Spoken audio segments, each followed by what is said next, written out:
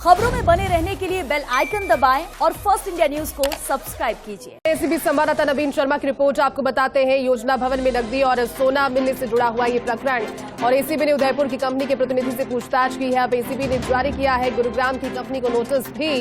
पूरी अपडेट आपको देते हैं। आज एसीबी ने कोर्ट से लिया वेद प्रकाश का 2 दिन का रिमांड और अब एसीबी गुरुग्राम की कंपनी के प्रतिनिधि से पूछताछ करेगी। वेद प्रकाश और कंपनी के प्रतिनिधि से आमने सामने बिठाकर इंटरोगेशन होगा। उधर 1 किलो सोने को लेकर भी एसीबी वेद प्रकाश से पूछताछ करेगी। सवाल जवाब वहां पर भी होंगे और सूत्रों के अनुसार आरोपी ने गुरुग्राम की कंपनी से 30 लाख रुपए की नकदी ली हुई थी। बेसमेंट के अलमारी से मिले थे 2 करोड़ 31 लाख रुपए नगद और 1 किलो सोना। पूरी जानकारी के साथ में हमारे साथ में न्यूज रूम से सहयोगी नवीन जुड़ चुके हैं। नवीन, इस मामले को लेकर अभी जिस तरह की स्थितियां और जितनी भी अपडेट सामने आई है उसमें एसीबी का एक नया एंगल निकलकर सामने आया है जिसमें वेद प्रकाश अब घिरते हुए और भी ज्यादा नजर आ रहे हैं। गहराई के साथ में पूछताछ एसीबी की टीम इंटरोगेशन के जरिए करेगी। क्या अपडेट? और देखिए, लगातार जैती पिछले 3 दिनों से जो आरोपी वेद प्रकाश यादव है उससे एसीबी की पूछताछ चल रही है और पूछताछ में उसने कई राज उगले हैं।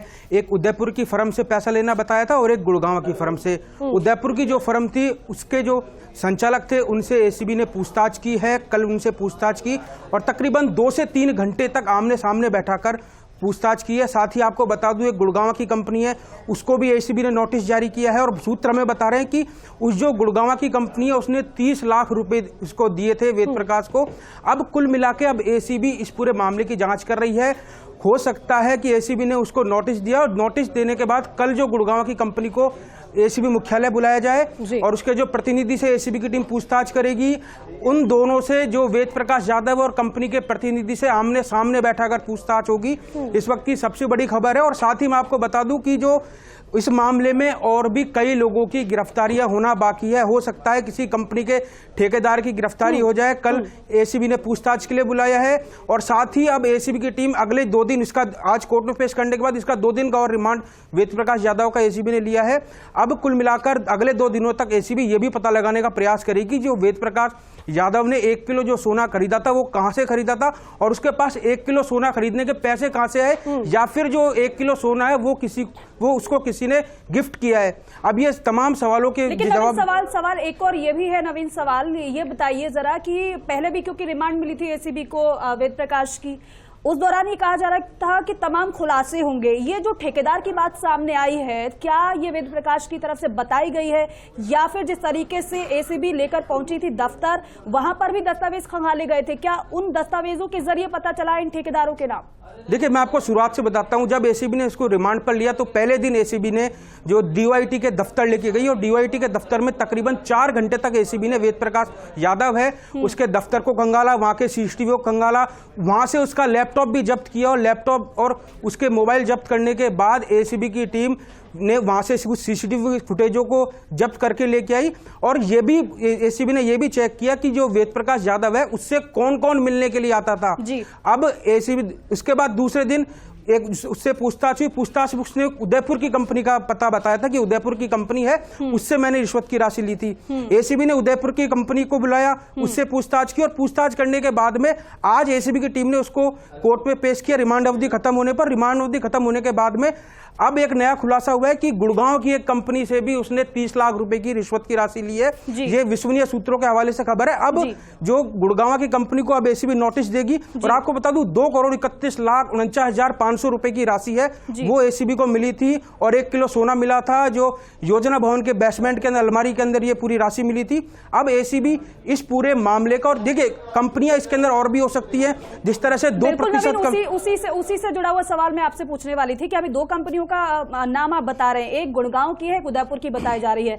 ऐसे में क्योंकि रकम तो बहुत बड़ी है, रकम बहुत ज्यादा है और ये पहले दिन से कहा जा रहा है कि अगर रिश्वत का पैसा है तो कई लोगों के नाम इसमें सामने आएंगे, तो क्या अभी और कंपनियों के नाम आना बाकी है इसमें?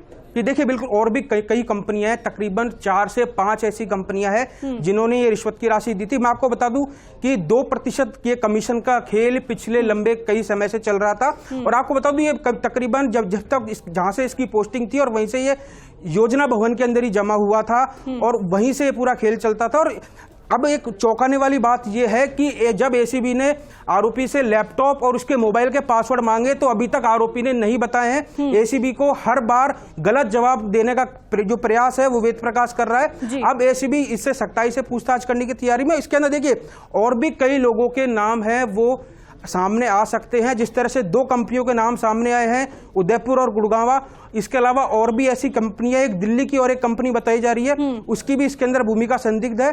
तो अब एसीबी उनको भी पूछताछ के लिए बुलाएगी और इस पूरे प्रकरण के अंदर और भी जो कई हो सकता है कई इसके अंदर उच्च स्तर के और निम्न स्तर के अधिकारी हैं उनकी भी भूमिका संदिग्ध हो। अभी तक क्या नवीन किसी दफ्तर के किसी कर्मी की शामिल होने की बात सामने आ पाई है क्या? और दूसरा सवाल ये भी है कि अभी तक क्योंकि 3 दिन की रिमांड पहले मिल गई थी, उस दौरान ये तमाम खुलासे हो गए हैं, लेकिन अब 2 दिन की रिमांड और मिली है, ऐसे में जाहिर सी बात है कई खुलासे तो होंगे। तो क्या दोबारा से उसी प्रक्रिया को अपनाया जाएगा, दोबारा से दफ्तर लेकर जाया जाएगा या फिर घर पर लेकर जाएगा, वहां पर देखा जाएगा कौन से दस्तावेज उसके घर पर हैं, कहीं और राशि तो नहीं छिपाई हुई है? अब आगे क्या प्रक्रिया रहने वाली है? देखिए अब आगे प्रक्रिया, जब एसीबी ने उसके घर की तलाशी ली तो घर की तलाशी के अंदर बड़ी मात्रा में सोना मिला है और चांदी भी मिली थी।